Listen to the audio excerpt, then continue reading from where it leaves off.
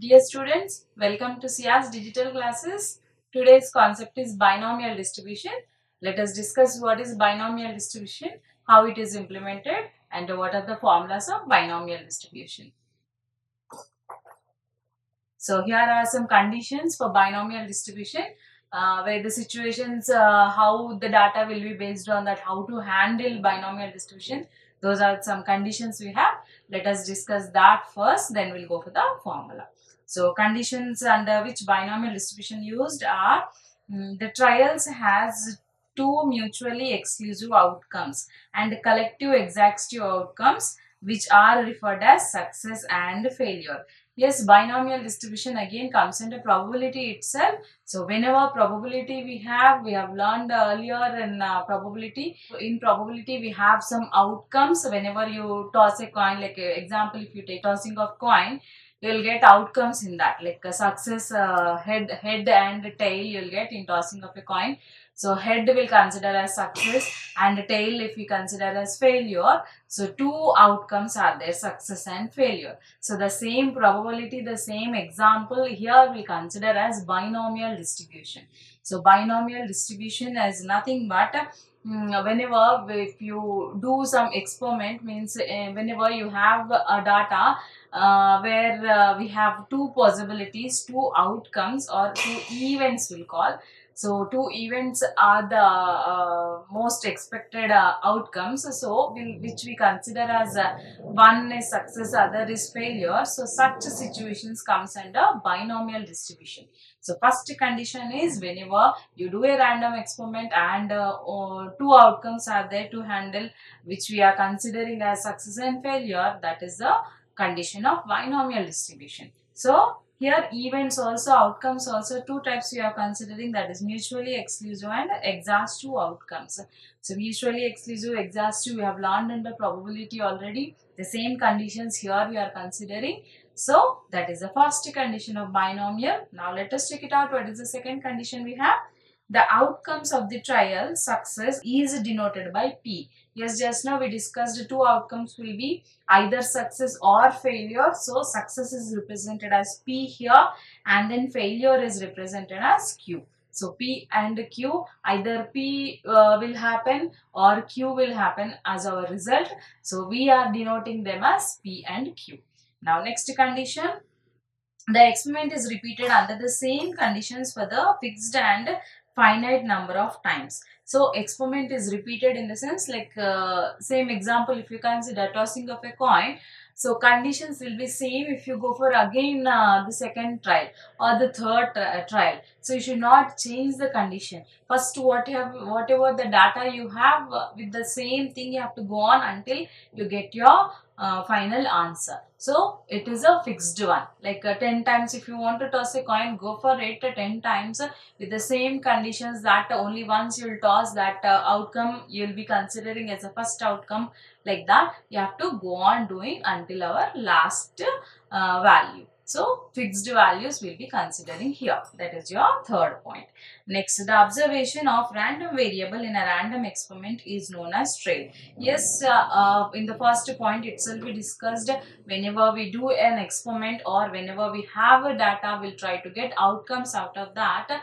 That is trying to get the probability. So whatever the random experiment we call, that is the data whatever you have, and you try to analyze that, that data itself will call as random experiment. Like tossing of a coin is a random experiment, and getting a head or tail is the events or outcomes. So tossing is a random experiment, randomly will do, so random experiment will call. So that is your one more condition. Now let us go for the next condition. So fifth one, the possibility of outcome of any trial does not change and remains constant compared to previous trials. Yes, once you got the outcome, that is considered as it is, and if you are not satisfied, or if the required output is not reached, we'll go for the next trial. but will not change the first outcome. That is fixed. Whatever you get, that is final. Then if you want to go for another, you can go for another trial and you can get outcome in that trial also, but the first one will not change. If you go for the third one also, the second one will not change. That outcomes, whatever the first second you got, remains the same. So that is your fifth condition. Next, last condition, the trials are independent, that is outcomes of one trial has no effect on the outcomes of the other.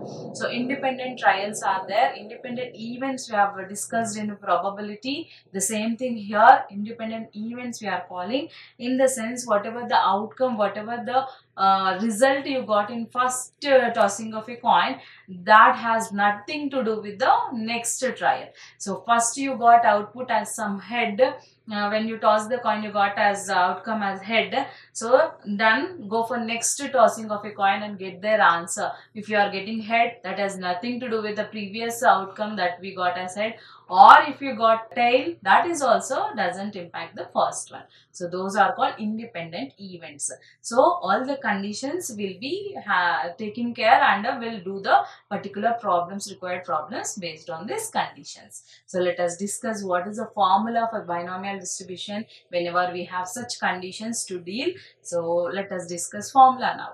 So constants of binomial distribution, here they have given nothing but the formula.